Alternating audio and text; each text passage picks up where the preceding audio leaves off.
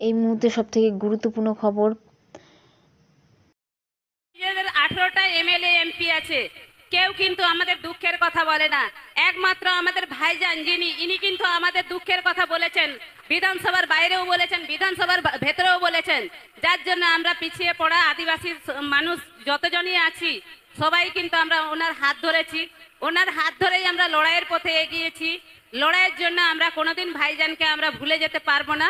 যতদিন আমরা আমাদের জীবন থাকবে আমরা সব দিনের জন্য ভাইজানের হাত ধরে এগিয়ে যাব।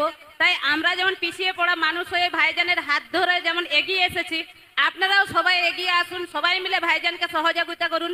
আমরা যদি সবাই মিলে ভাইজানকে সহযোগিতা করি তো উনিই মাত্র একজন আছেন যে বিধানসভার বাইরে হোক ভেতরে হোক উনিই কিন্তু আমাদের দুঃখের কথা বলবেন। আর কিন্তু কোনো এমএলএ এমপিরা কিন্তু আমাদের এই দুঃখের কথা তুলে ধরে না। কারণ আমি অনেক জায়গায় গিয়েছি, সবাই ভোটের সময়ই ছুটে আসে, কিন্তু যখন ভোট চলে যায় তখন কেউ কাউকে চেনে না। কিন্তু আমাদের ভাইজান যখনই আমাদের দুঃখের কথা শুনতে পায় তখনই কিন্তু ছুটে যায়, কোথায় কি আছে না আছে কোনো দিকে না তাকিয়ে কিন্তু আমাদের সহযোগিতার করার জন্যই আমাদের কিন্তু উনি এগিয়ে আসেন।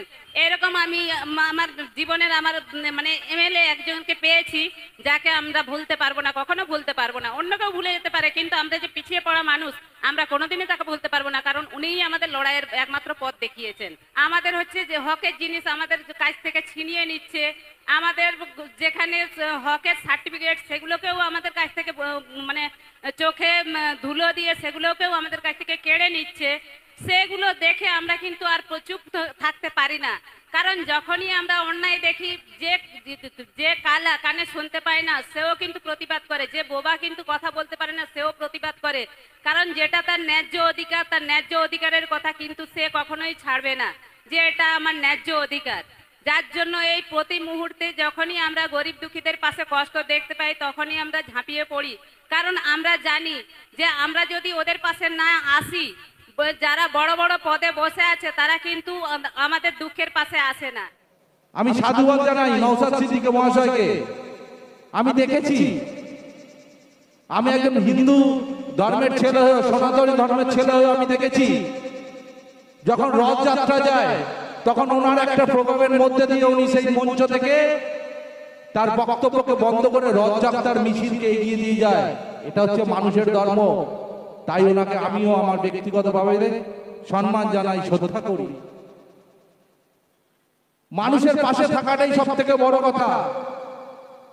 মানুষের বিপদে তাকে নিয়ে পিজি হসপিটালে পৌঁছে যাওয়াটা বড় কথা। রক্তদান শিবিরের মধ্যে দিয়ে মানুষের যে সচেতনতা এই এলাকার মধ্যে আপনারা করেছেন, তার জন্য এলাকার সমস্ত মানুষ এবং ইন্ডিয়ান সেকুলার ফ্রন্টকে আমার এবং আমার উত্তরের পক্ষ থেকে অনেক অনেক সাধুবাদ জানাই। আমি আছি 21 নম্বর ওয়ার্ডে। আপনারা জানেন রাতের বেলা 2টোর সময়ও আমাকে ফোন করলে আমি অ্যাম্বুলেন্সটা নিয়ে আপনার বাড়ির সামনে পৌঁছে যাই। আপনাদের এই আন্তরিকতা, আপনাদের এই ভালোবাসা সারা জীবন মনে রাখবো। এবং সাথে সাথে এটাও বলে রাখি, আগামী জন্মে যখন আমার জন্ম হবে আমি ঈশ্বরের কাছে আজকে দিনেও প্রার্থনা করে যাই যেন জন্ম জন্মান্তর আমি এই এলাকার মানুষজনের সাথে জন্মগ্রহণ করতে পারি এবং থাকতে পারি, আপনাদের পাশে থাকতে পারি। এবং জীবন যুদ্ধে যারাই যেতে যারা ভাবে জিতবই আমি, মানুষের মধ্যে থাকতে হবে, লড়াই করতে হবে। সমাজে চলতে চলতে পায়ের কাঁটাটা কখনো তুলোর মতো স্পর্শ দেবে, আবার কখনো জুতোর মালাটা রজনীগন্ধার মালার মতো গলায় থাকবে। লড়াইটা থাকবে, প্রতিবাদটা থাকবে, মানুষের পাশে থাকতে হবে, মানুষের পাশে থেকে আওয়াজ তুলতে হবে, মানুষের পাশে থেকে কথা বলতে হবে। রাতের অন্ধকারে স্করপিও নিয়ে ঘোরালে হবে না।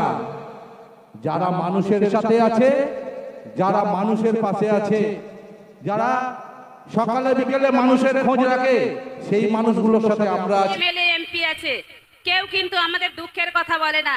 একমাত্র